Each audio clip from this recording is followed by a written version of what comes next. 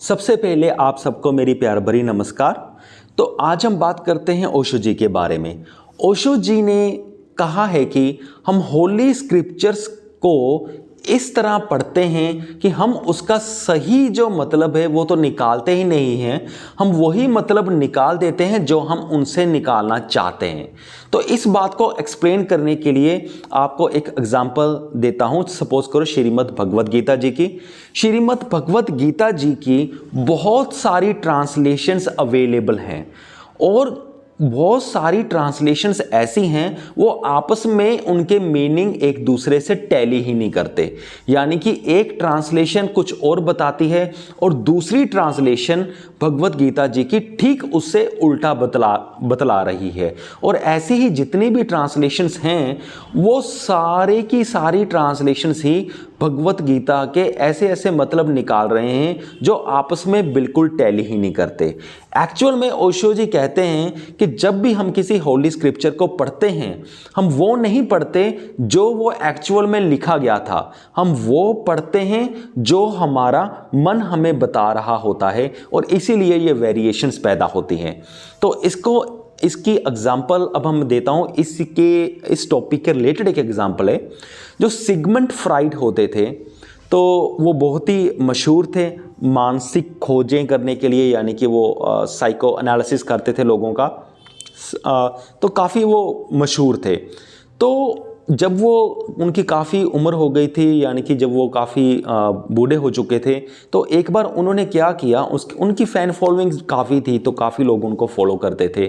तो क्या हुआ कि एक बार उन्होंने अपने 20 जो उनके स्पेशल डिसाइपल्स थे, जो उनके काफ़ी क्लोज थे, उनके साथ उन्होंने लंच किया। तो लंच करते करते वो बातों में इतना उलझ गए, उनके 20 डिसाइपल्स इतना उलझ गए, वो भूल ही गए कि जो एक्चुअल में सिगमंड फ्राइड उनके सामने बैठा है, जो सिगमंड फ्राइड ने बात करी थी उनके ऊपर ही डिस्कशन होने लगी। और डिस्कशन में वो इतना खो गए कि वो भूल गए कि जो सिगमंड फ्राइड है वो वहीं पर बैठे हैं। तो उन्होंने जो एक बात कही थी सिगमंड फ्राइड ने, तो जो 20 डिसाइपल्स थे वो उसी बात को अलग अलग इंटरप्रेट करने लगे। पहला कहता कि सिगमंड फ्राइड ने जो ये बात कही थी उसका मतलब ये था, तो दूसरा कहता नहीं नहीं उसका मतलब ये नहीं था, उसका मतलब ये था। तीसरा कहता कि नहीं नहीं तुम दोनों ही गलत हो, इसका मतलब तो ये था।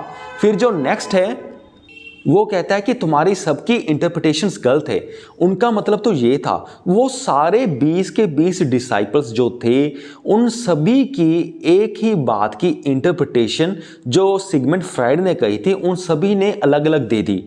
तो वो भूल ही गए कि एक्चुअल में जो असल सिगमंड फ्राइड है वो तो सामने बैठा है।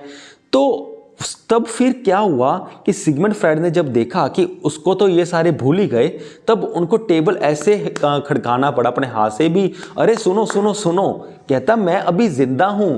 तो अगर आप सब में इतनी कंफ्यूजन है तो मेरे से पूछ लो, मैं बता दूंगा कि मेरी बात का एक्चुअल में मतलब क्या था, कि तुम तो आपस में ही बहस करने लग गए। तो फिर उन्होंने कहा कि अभी तो मैं जिंदा हूं और मेरी एक एक बात के आप 20-20 मीनिंग्स निकाल रहे हो और वो भी एक दूसरे से बिल्कुल भिन्न भिन्न निकाल रहे हो, तो मेरे मरने के बाद तो मुझे दिख ही रहा है कि क्या होगा।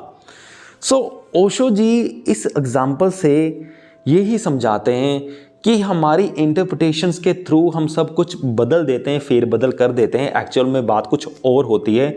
और ओशो जी यही बात इस एग्जांपल से ये समझाते हैं कि जो होली बुक्स हैं, जो हमारे स्क्रिप्चर्स हैं, हमने उनकी इंटरप्रिटेशंस भी ऐसे ही अलग अलग कर दी जो हम चाहते थे इंटरप्रिटेशन करना, जैसे हम चाहते थे, हमारा मन चाहता था कि इसका मतलब ये निकालना चाहिए, तो हमने वैसे वैसे मतलब निकाल दिए, पर जो उनका सही मतलब था वो तो कहीं खो ही गया।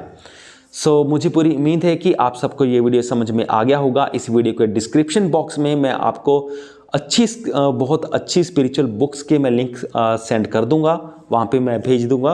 तो वहाँ से आप क्लिक करके इन अच्छी स्क्रिप्चर्स, यानी स्क्रिप्चर्स नहीं, अच्छी स्पिरिचुअल बुक्स को आप खरीद सकते हो। बहुत ही अच्छी बुक्स हैं। इस वीडियो को देखने के लिए आपका बहुत बहुत धन्यवाद।